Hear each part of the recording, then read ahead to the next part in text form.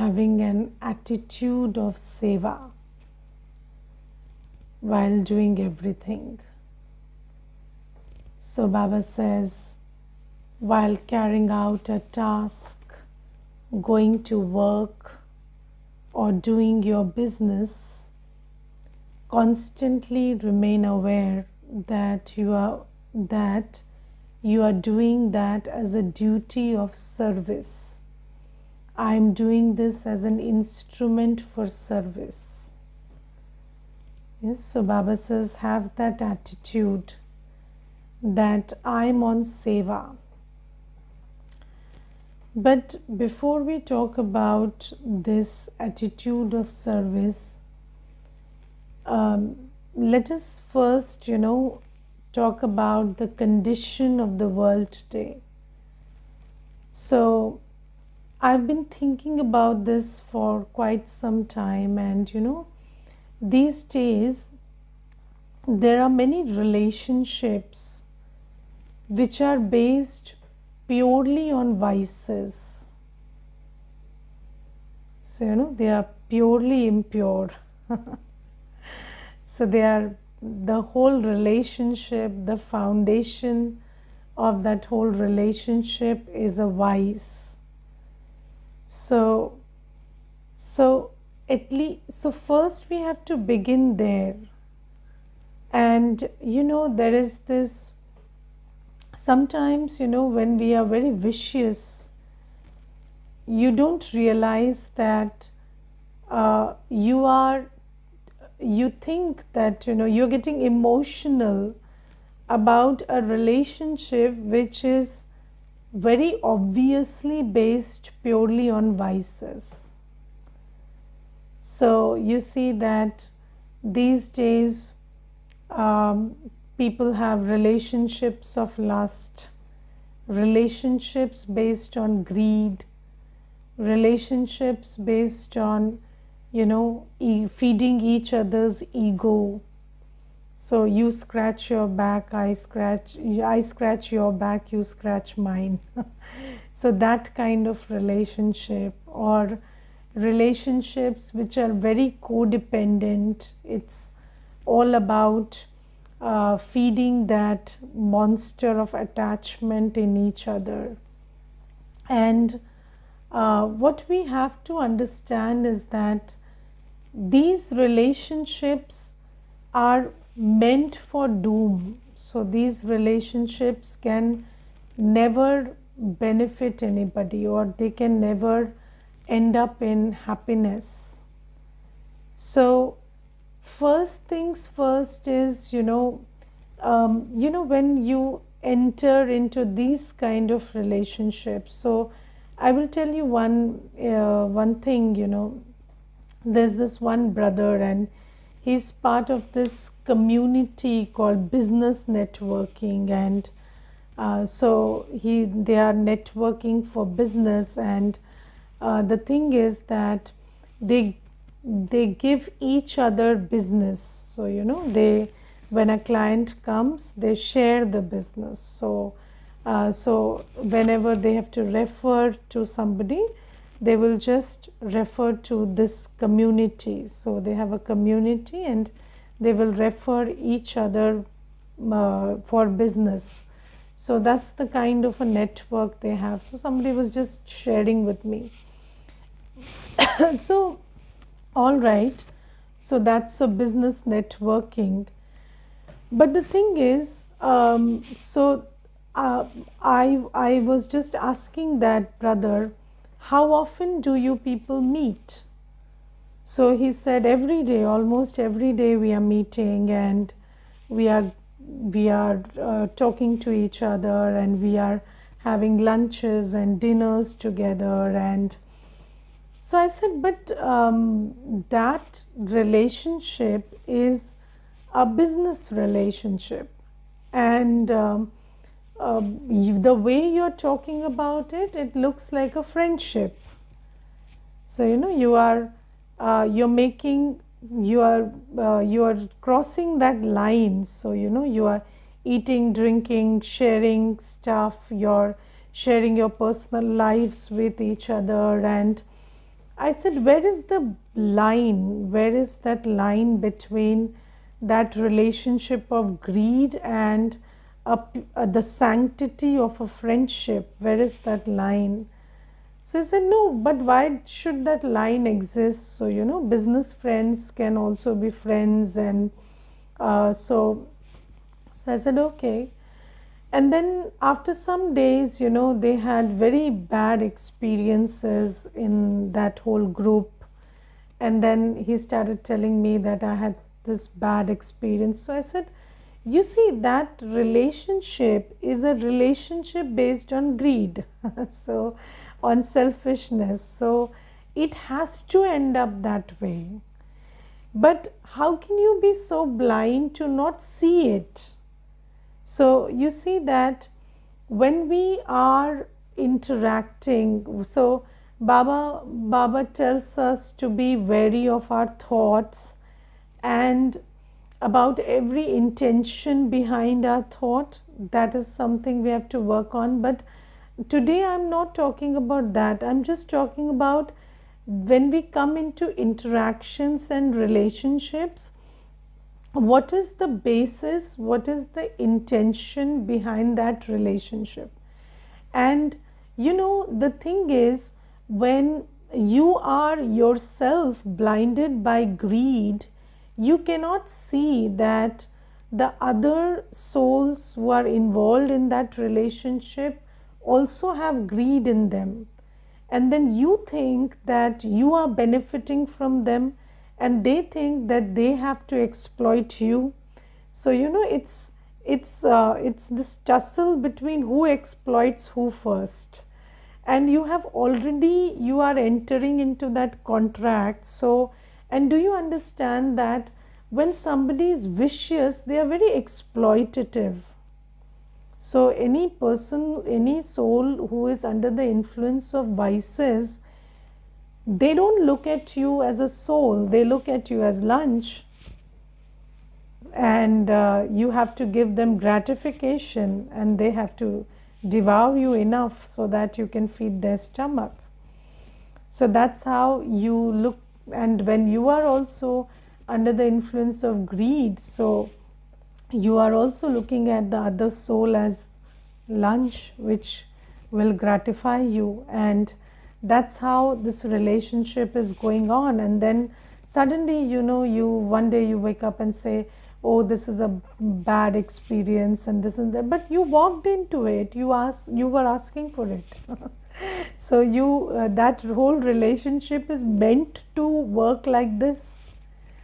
And then there are relationships of lust, and then there are relationships of codependence, where you are feeding that attachment monster all the time, and you are always trying to give that idea to the other that I'm equally attached to you, or I'm more attached to you than you are. And where do you think that's going? That's going into destruction. So that relationship is doomed. It's going to affect you deeply in the future, because you will not grow equally codependent. So as time passes, that intensity of codependence will be different. So the other soul or you will be in a place where you will feel, and again, when you are vicious, you never have enough. So you will feel that the other soul is not enough attached to me, and then you will start troubling yourself, troubling the other. So the thing is that when we come into relationships these days, it is very important that we understand that if the whole nature of the relationship is vicious, then that relationship is going to give you a lot of pain tomorrow. And and the thing is, vice attracts vice. So it's not like, only the other soul is vicious and you're not. So their vice is actually calling out to your vice, and it's your vice that's answering the call. But Maya has messed up our minds in such a manner that you fail to recognize that you are also playing the same dirty game that the other person is playing, and you are trying to camouflage it by saying that I'm an emotional person and I'm a good person, and maybe I don't know that much, I'm very simple and gullible. But no, you're not simple, you're not gullible. You are playing that game. That other soul is playing that game because they are vicious, and you are also playing that same game because you're vicious. But you are trying to camouflage your thing by saying that I'm gullible and naive and I don't understand. If you don't understand, you must understand. If you don't understand, then you have to educate yourself enough to understand. So this is something that I have been observing for some time, and I see, the way I see the world functioning. So this is how, and everybody is saying I'm hurt and the other person is a perpetrator and I'm a victim.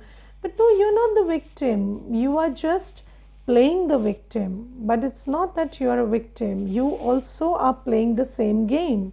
And when you play with fire, your hand gets burnt.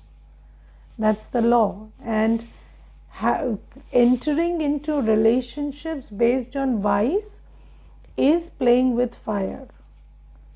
So, and you have a relationship where somebody is just being your doormat because you are in a powerful position and you are enjoying it like anything, because that one is feeding your ego, and you are saying that you are a kind person and a compassionate person, and on the one hand what you're relishing is that feeding of ego, and then you are just not admitting it, and then suddenly you are in a very bad space where that same person who was feeding your ego becomes a source of hurting your ego, because they are also doing the same thing which you are doing, but you are not seeing the game you are playing. So you have to ask yourself, what is the foundation of my relationships with souls? Because Baba says that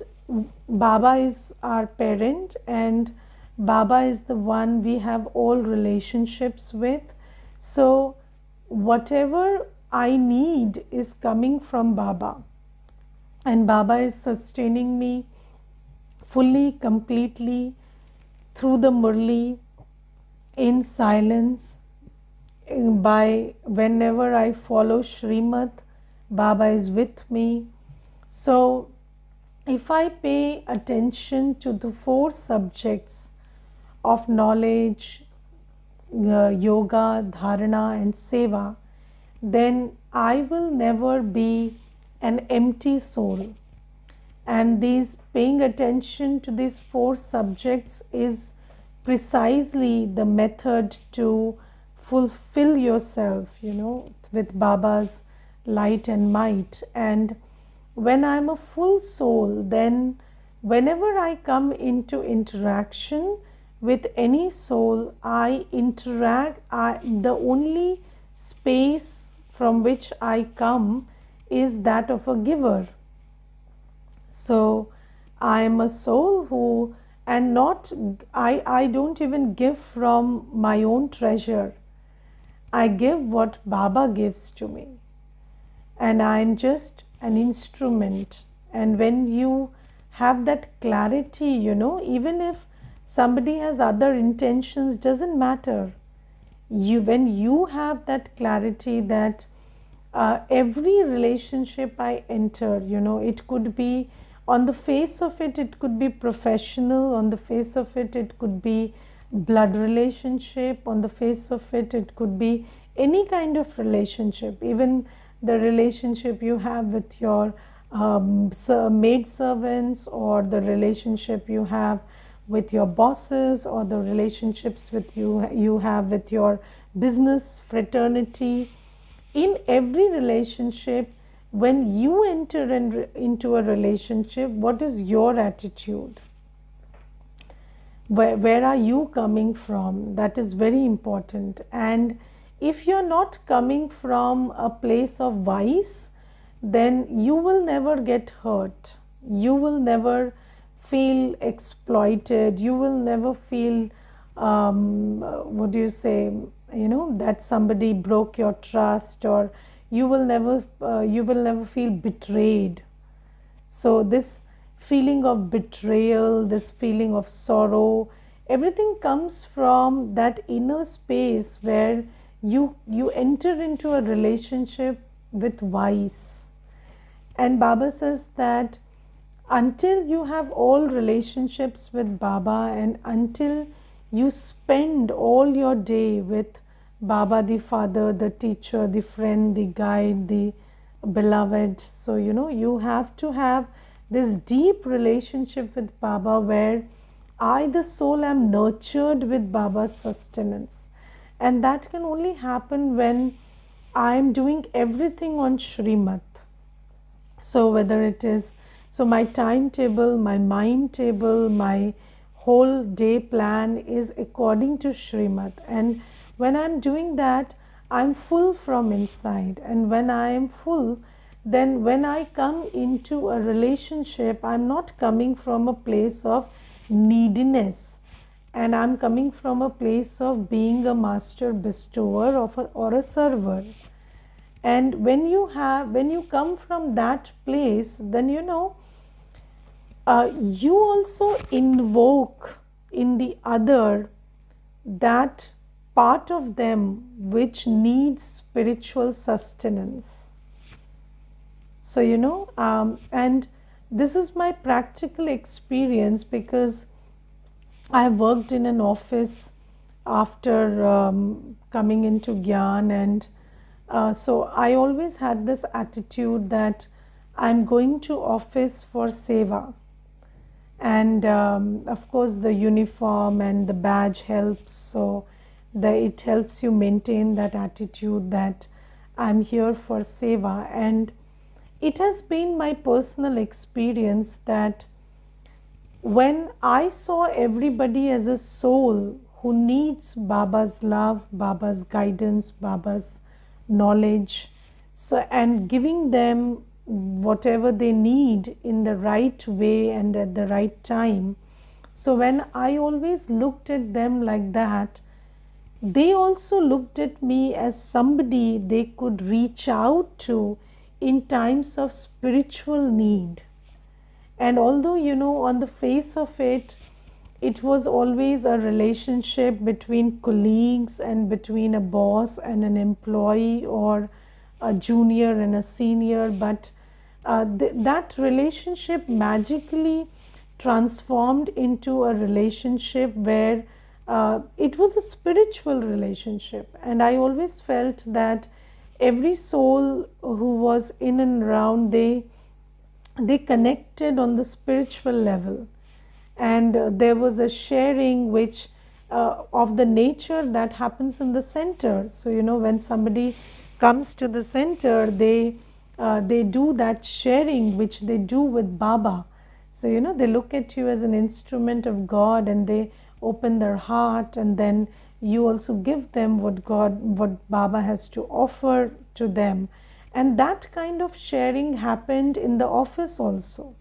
So every soul, they bared their heart, and they were also seeking, they looked at me like Baba's instrument, although it was a very professional setting. So I saw that, and today Baba says that when you look at yourself as an instrument for service, then service will automatically come to you. And how does service come to you? When when the person in front, they also start seeing themselves as souls, because you are seeing yourself as a soul, they start connecting to you as Baba's instrument, and that will automatically happen. And also other opportunities for service will also happen. And I will tell you one beautiful experience I had many years back. And when I came into Gyan and I started having this consciousness that I am Baba's Sevadhari. So, do you have this consciousness that I am Baba's Sevadhari? And do you have this consciousness that never will your 1 second, your one thought, or your one step be without seva? So, wherever you are, whatever place you are in, or whatever context you are in, Baba will always make you an instrument for seva. And I will tell you one example. So, I used to be in Nirman Bhavan at that time. So, it was, so it's a building in Delhi and government building. And then there's Vigyan Bhavan very close by.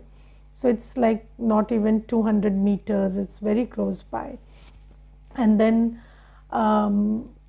whenever I went to office, I never went out. So, I went to office and I came back to the center from office. I never went anywhere from office. I never had this desire to go anywhere. So, people went to market or somewhere in the lunch time or something. But I never had this habit.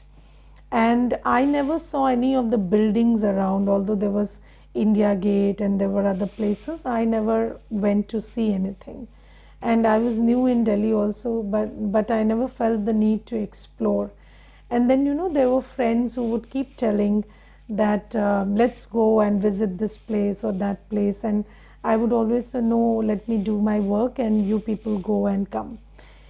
And then, one day I went to office and I had this deep, calling that I have to go to Vigyan Bhavan.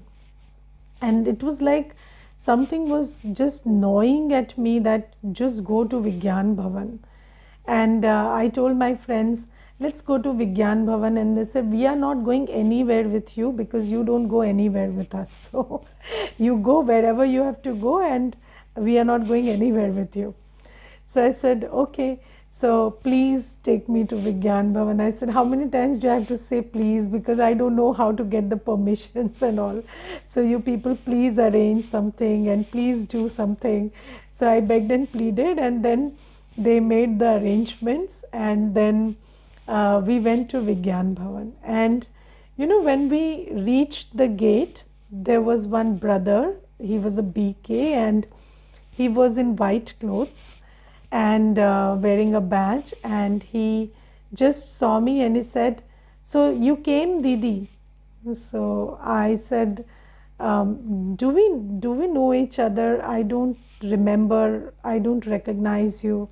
So he said, no, we are meeting for the first time, but I want to tell you that I have brought some gifts for Baba and I'm here on some other task, but I have a bag of Baba's gifts with me and there is a conference going on and I have taken the permission to distribute Baba's gifts to the dignitaries.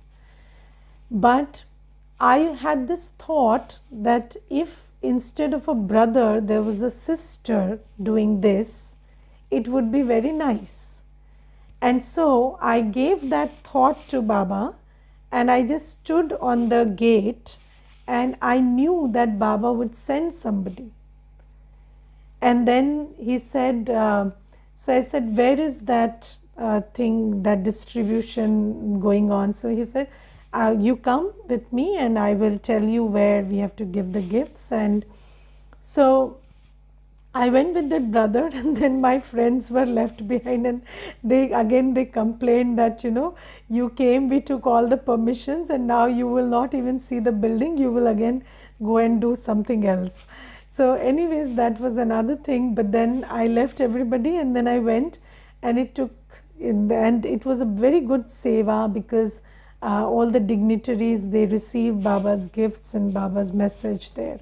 And it was all of a sudden. And this is why, when Baba says that when you look at yourself as Baba's instrument, and when you have this surrendered attitude that Baba, never should my thought, my time, or even one step I take be without seva.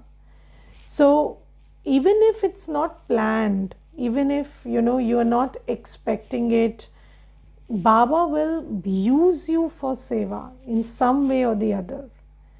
And again, slowly, gradually, there was this whole class in the office which we became instrument for. And so, it is the intention, it is that surrendered attitude that converts every place into a seva sthan. And Baba says you don't have to shift your place. So, it's not like if you come and live in the center only you will do seva. So, and I'm not sure whether, if you live in the center you do more seva, because, in the center also not everybody does equal seva. So even in the center you serve with your attitude. If you have the attitude, you will do seva wherever you are. If you don't have the attitude, even when you come to the center, you might not do seva.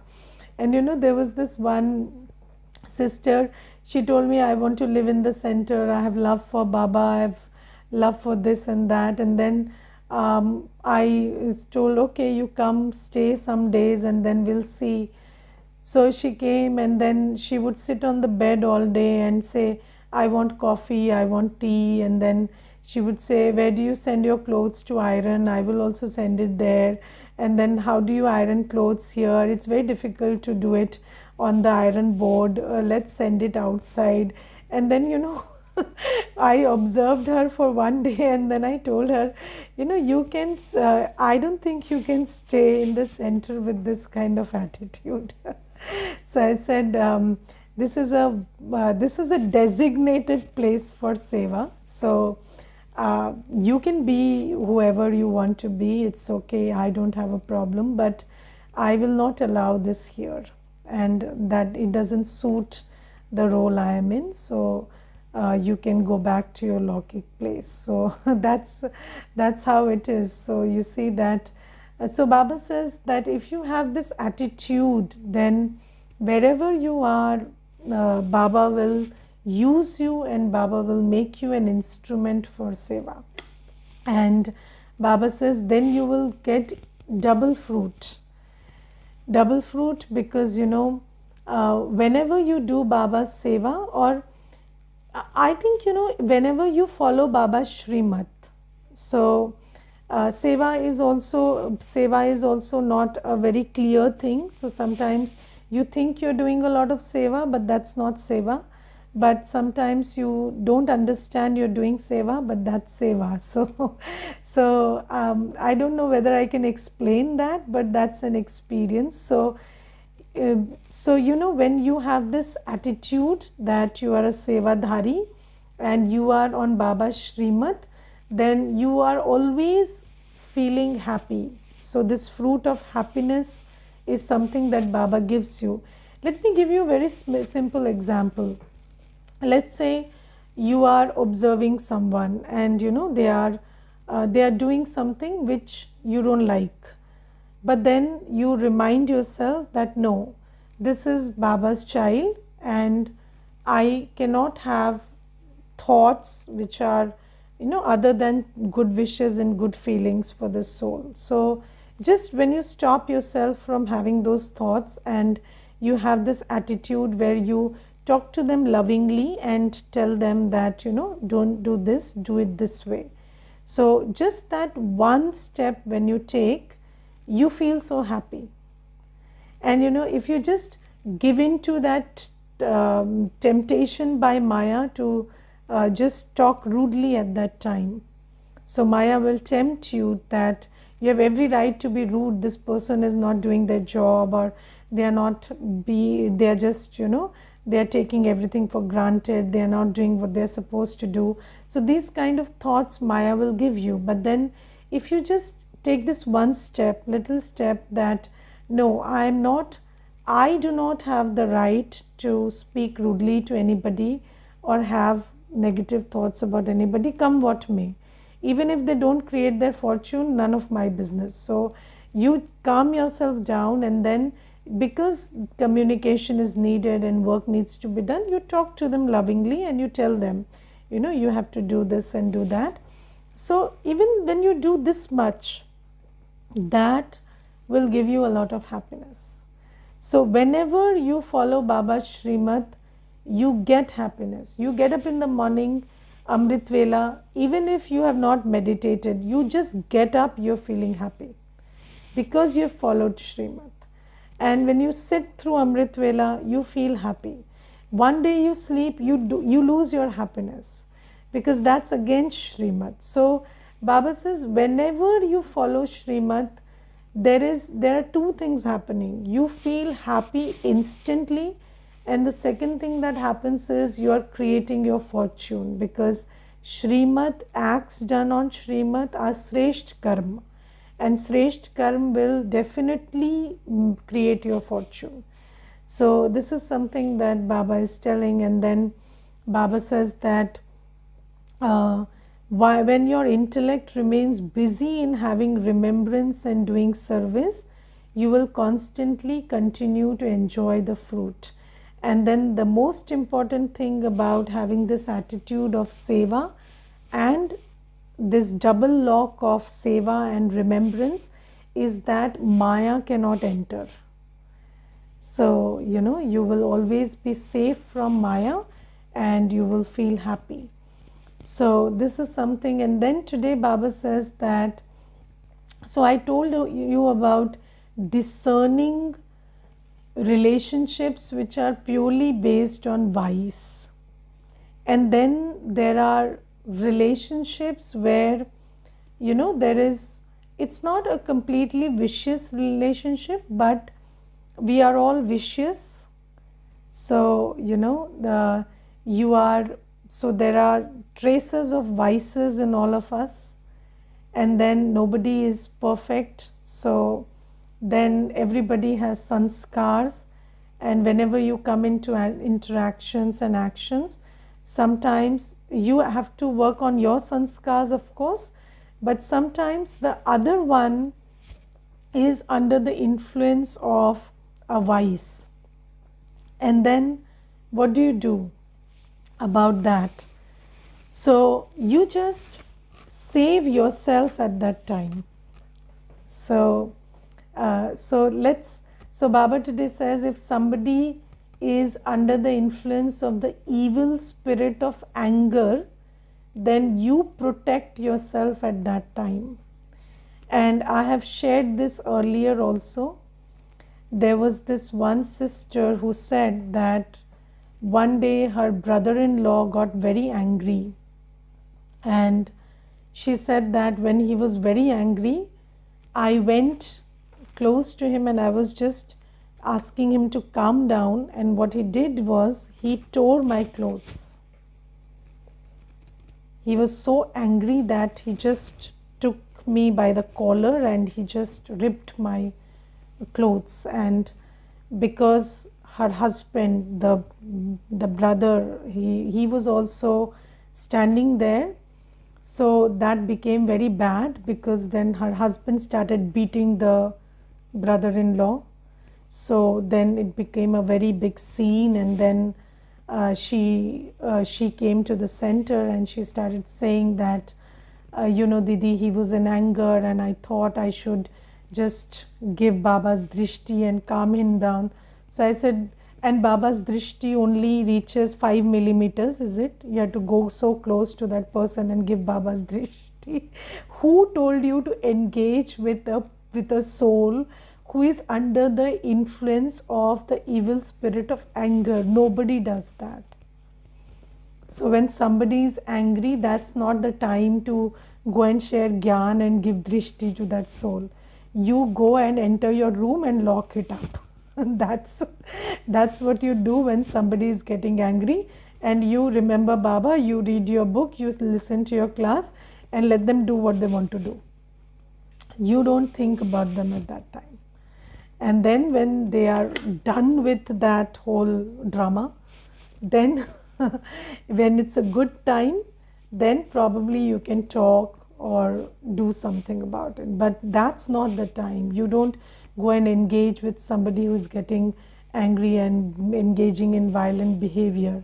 This is something we have to know, this is basic. So Baba says, never engage with anybody who is under the influence of anger or lust, or you don't have to think about them at all. You don't have to think about how they are feeling or what they are doing. They are doing what they are doing, and whatever is destined in the drama, you go and save yourself. And I think, when it's about anger, you have to physically also distance yourself. It's not just, you just withdrawing your intellect is not enough. Physical safety is also important at that time. And then Baba says about the evil spirit of attachment. And Baba says, if somebody has the evil spirit of attachment, and when somebody, when the evil spirit of attachment enters somebody, then they lose that whole self-awareness that, I am responsible for my feelings and my situation and my state of mind. And they will try to give that idea to you. They will cry, do everything to make you feel that you are responsible for how they are feeling. That's what the evil spirit of attachment makes you do. Or they will try to tell you that only you can make them feel better. And then, when their effort is so intense that you will also fall into that trap, and you will start taking responsibility for somebody else's emotions and sorrow and pain and feelings. And because they are telling it so vehemently that you also start getting affected by it. And then you start also forgetting that everybody is a master of their own destiny, and you start taking the ownership or the liability of sorting somebody else's emotions. But do you know that you can't do that? So then you cannot better their journey, but you will mess up your own. You will start creating that same thoughts of anger and guilt and sorrow which they want you to create. So this is why it is very important that when people do emotional drama, because they are under the influence of attachment, you withdraw your intellect from it, and you stay in that place of purity and sweetness and stability inside. And when that whole drama is over, you ask them, what do you want to eat? I'll cook it for you. So that's it. You cannot, the most you can do is cook with love and serve them, or talk sweetly, but you cannot take the responsibility of how others are feeling. And when somebody is in attachment, they will just try to force you into believing that you are responsible for how they feel, but that's not how it is. Okay, so but so that you don't lose clarity, you have to be in your state of remembrance of Baba. So this is today's Murli. Om Shanti.